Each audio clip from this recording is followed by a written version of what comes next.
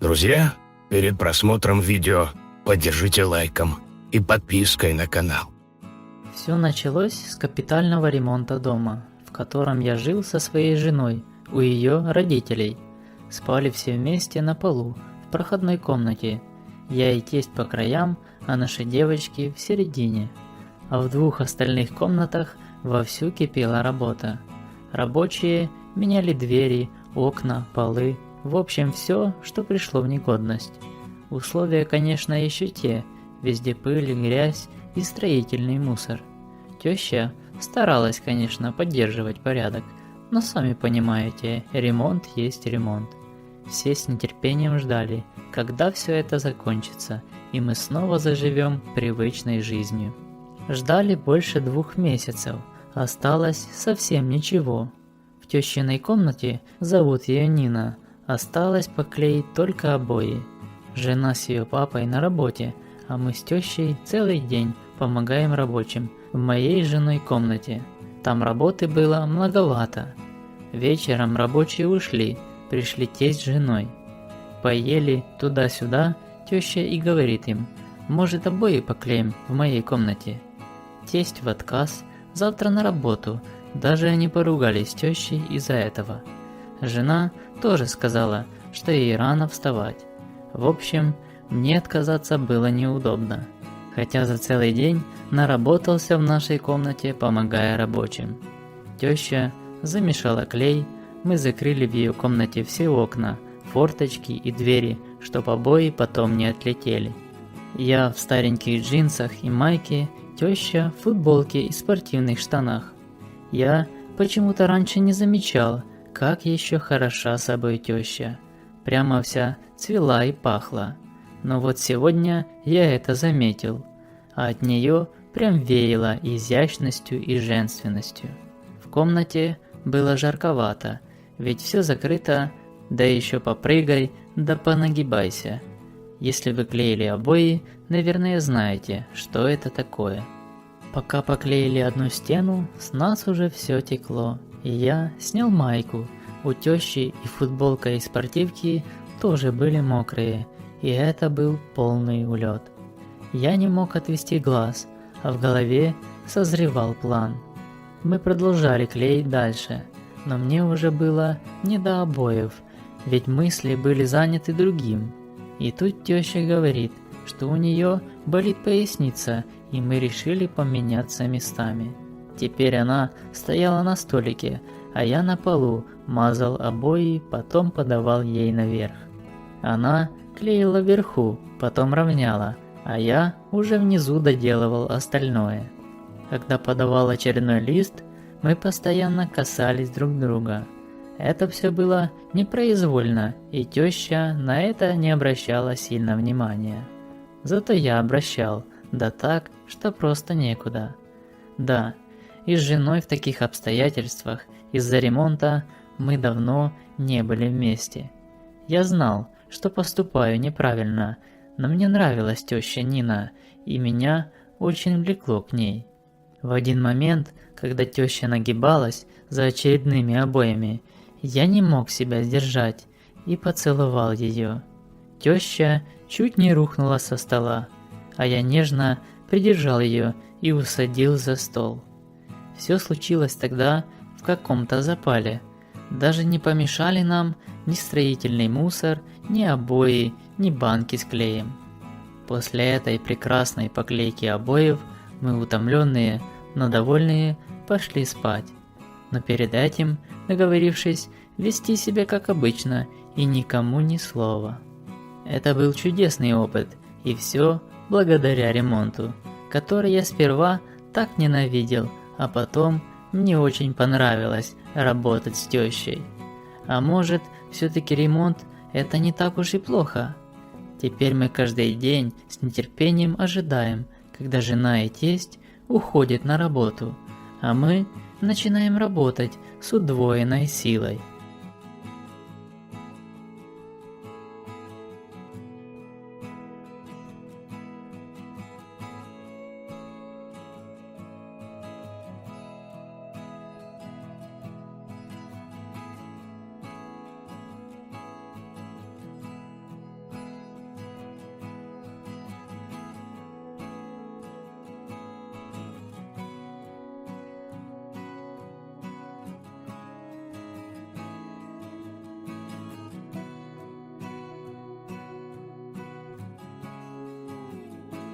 Alright, everyone's presentations are done. Nick, the manager, said as he tried to move the discussion forward. Excuse me, I haven't. I recently found out something. Nick interrupted me and began to speak. There's apparently someone in this department who didn't graduate high school and is just a part-timer. Meetings should be for employees only. Absolutely right. His lackey, Mike, of course, agreed with Nick. I'm leaving. After leaving the meeting room, I started to shut down my computer. I noticed that an email had arrived, not in my personal inbox, but in the company's shared email. Thinking, there's no point in speaking up, no one will listen, I went home quietly. The next day, I heard a commotion from Nick's desk. He was staring at his computer screen, his face pale. Nick? Is something wrong? Mike looked at the screen with him. And he turned even paler than Nick. Why is he so angry? Knowing the reason for Mike's distress, I thought to myself, serves them right. My name is Adam. My mother passed away when I was in the 9th grade, and I was raised by my father. Well, you could hardly call it being raised. After my mother passed, my father changed. He drowned his sorrows in alcohol, and though he still went to work, he squandered our living expenses on horse racing.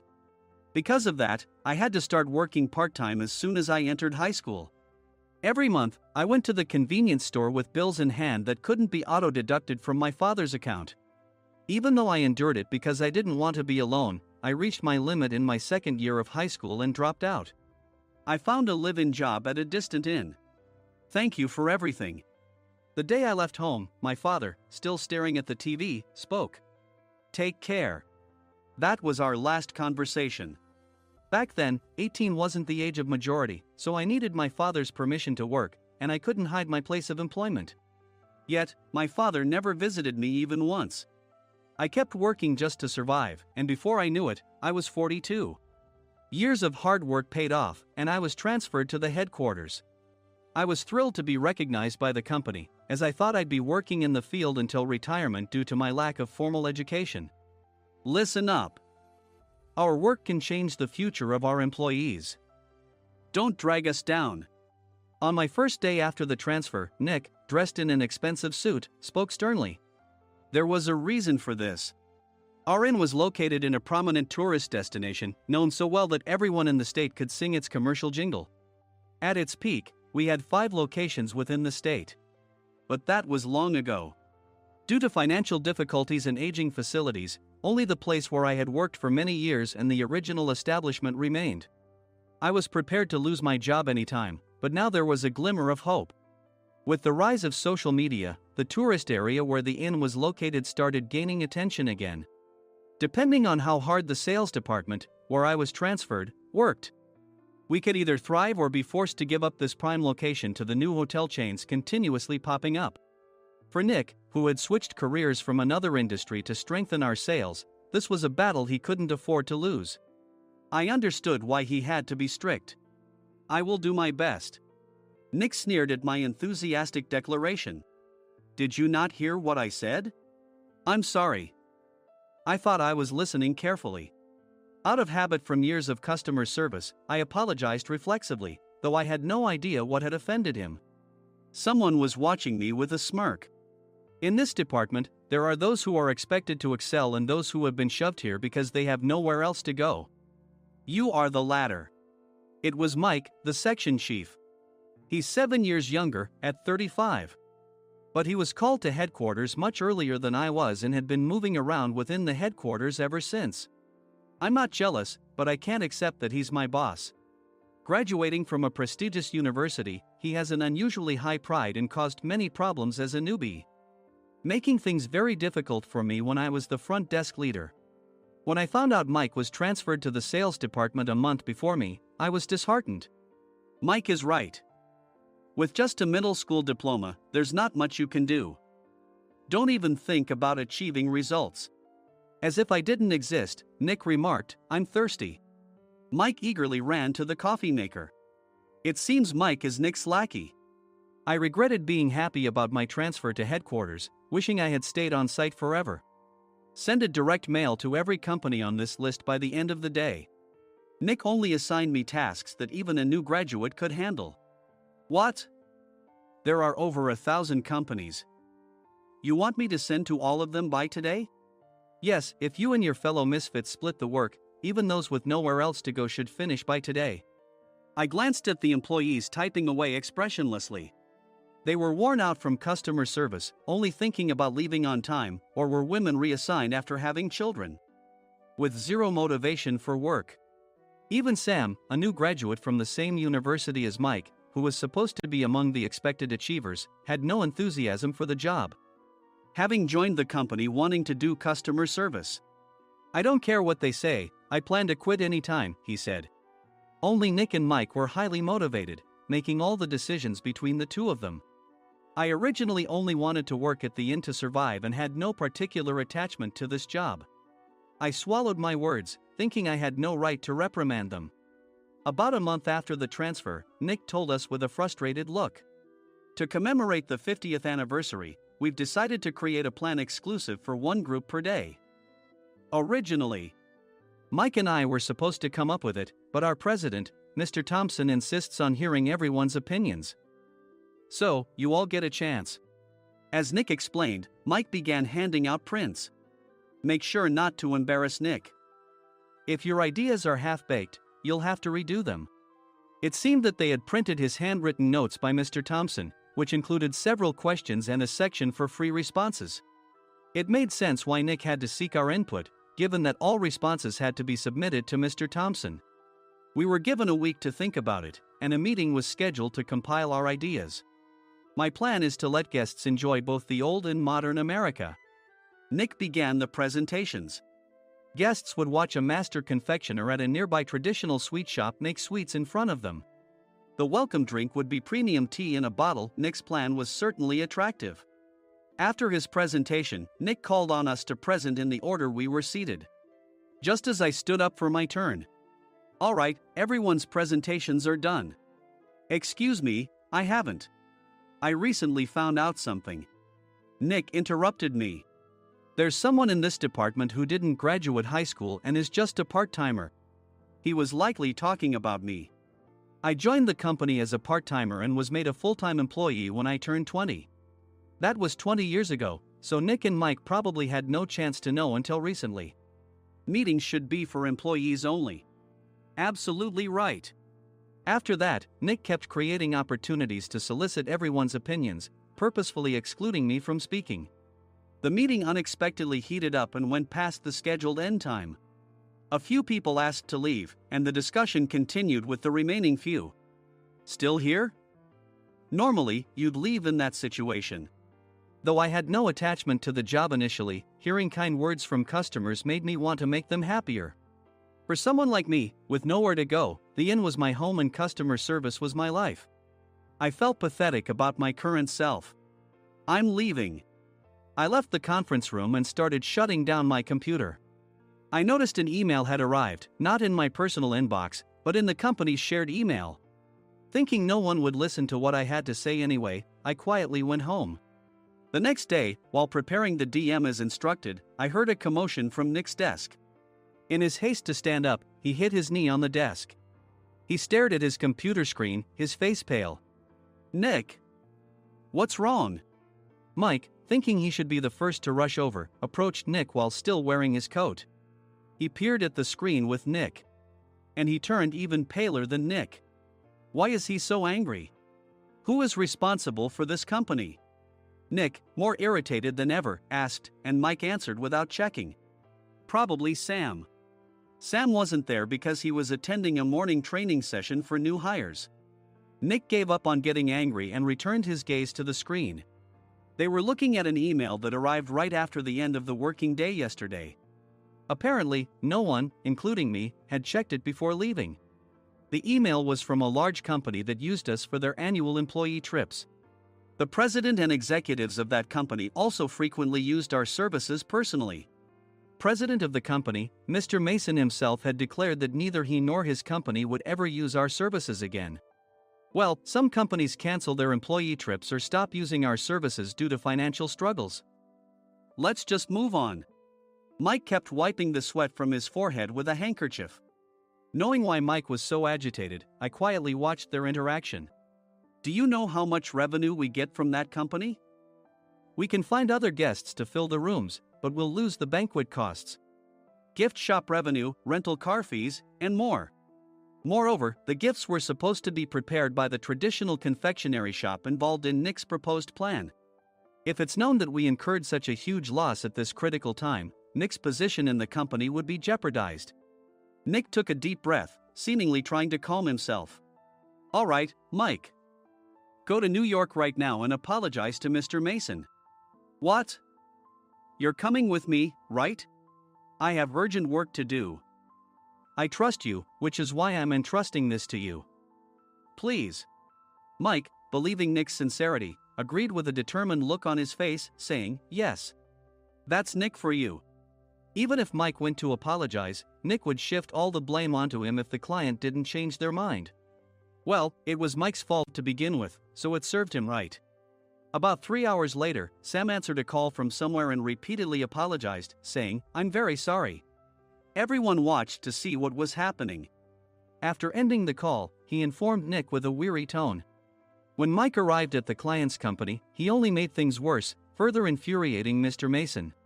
He was demanding, get his boss here immediately. It was no wonder Sam was exhausted, dealing with such a call right after returning from training. What is that idiot doing? All right, Adam, you're coming with me. If sacrificing Mike didn't work, then I must be next. Normally, I'd want to refuse at all costs, but I saw an opportunity in this situation. If I can be of assistance, I'd be happy to join you. I immediately followed Nick, and we flew to New York. When we introduced ourselves at the reception, it became clear how serious the situation was, as the receptionist personally escorted us to the president's office. Angry voices leaked through the door, making both Nick and me uneasy. Excuse me. I'm Nick, the supervisor. I understand my subordinate has caused you trouble, and I deeply apologize. Nick, with his experience in the corporate world, knew enough to offer an apology before excuses. However, his customer service skills left much to be desired. I sighed as I saw Mike trembling like a small dog in the corner of the room. What kind of training are you giving your subordinates?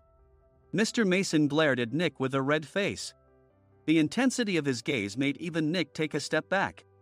Regrettably, I joined this company only 2 years ago and was unaware of Mike's issues.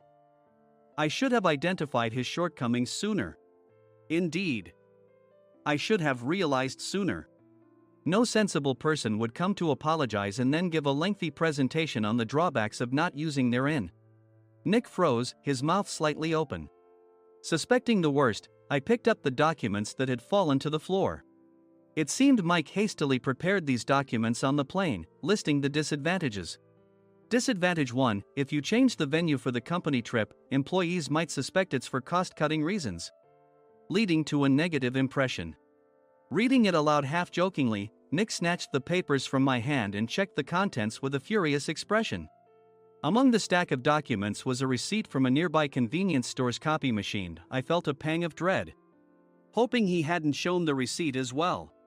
What do you think he said when I asked what kind of nerve he had to do this? I'm very sorry. Faced with the dire situation, Nick must have thought there was nothing left to do but apologize. In a voice smaller than I'd ever heard from him, he uttered words of apology. He said, I'm a Harvard graduate.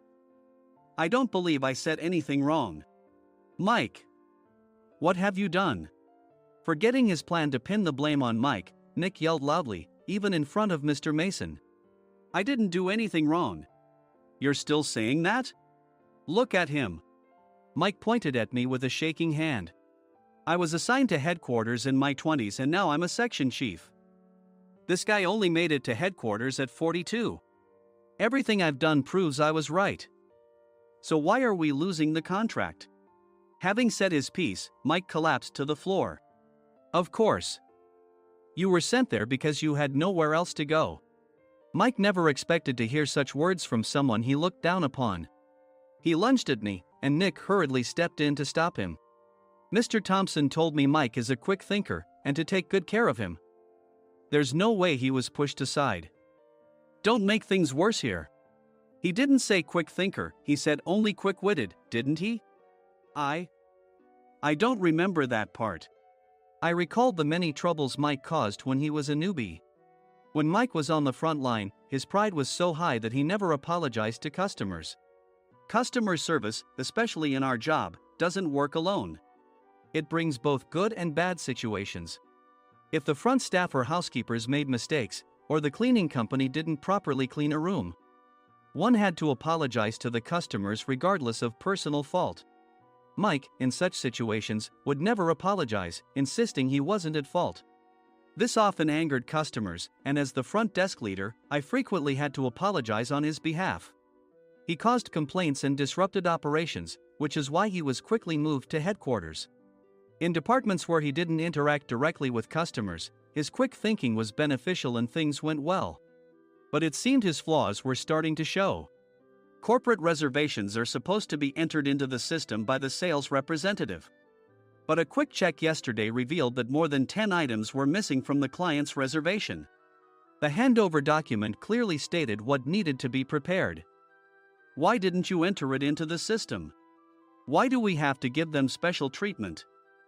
Filling rooms near the banquet hall, setting up all the food in advance. Specifying the brand of wine, they're too demanding.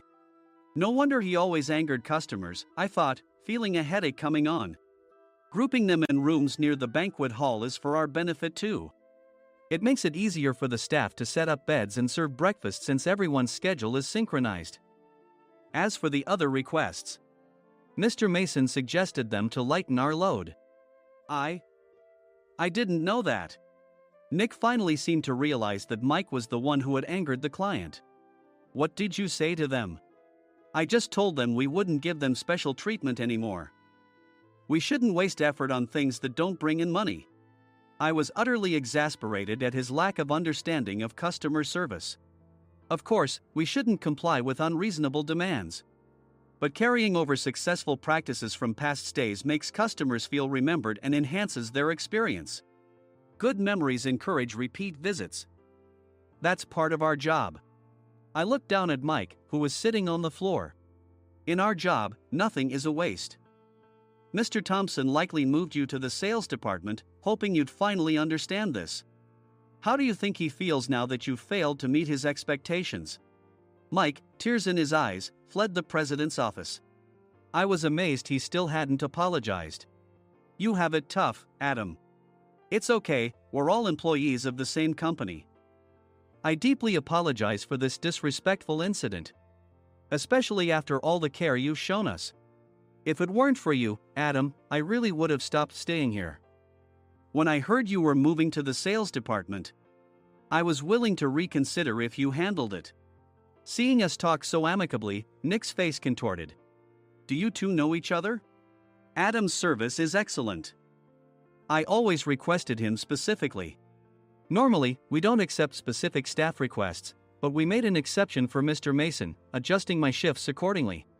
He had personally stayed at our hotel just before my transfer, and during casual conversation, I mentioned, I'm moving to the sales department soon. If I hadn't told him then, things could have been much worse. Please continue to take care of us. I look forward to it. On the return flight, Nick awkwardly offered me a can of beer. It's still working hours. Of course, I had no intention of forgiving him for a single beer. Nick might try to pin everything on Mike and avoid any consequences. While pondering this, a startling fact came to light. Nick, the tea bottles for the plan have arrived. I handed Nick a bottle labeled with our inn's name. They look good. What are you talking about? These are plastic bottles. I had assumed we would use the trendy, high-end bottling tea.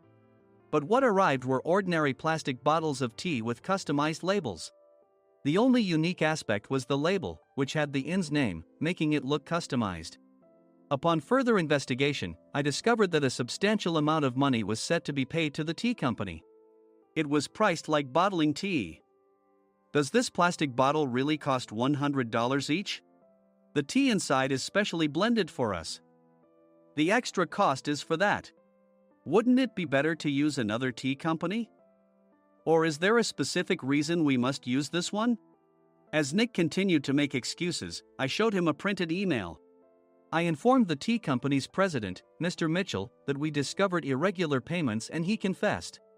He said you two were high school classmates and planned to split the extra money. That idiot. Why did he confess? That's not important. You should worry about yourself, this could turn into a police matter. Opening the bottle cap, I suggested. How about calming down with this tea? It supposedly has a relaxing effect. Nick drank the tea frantically. In the following days, decisions were made about their fates. Mike was reassigned to the General Affairs Department, with no chance of transfer or promotion, as per Mr. Thompson's orders. As for Nick, since the payment to the tea company hadn't yet been made, he narrowly avoided legal trouble. Instead, he was encouraged to leave the company, and to avoid further complications, Nick submitted his resignation.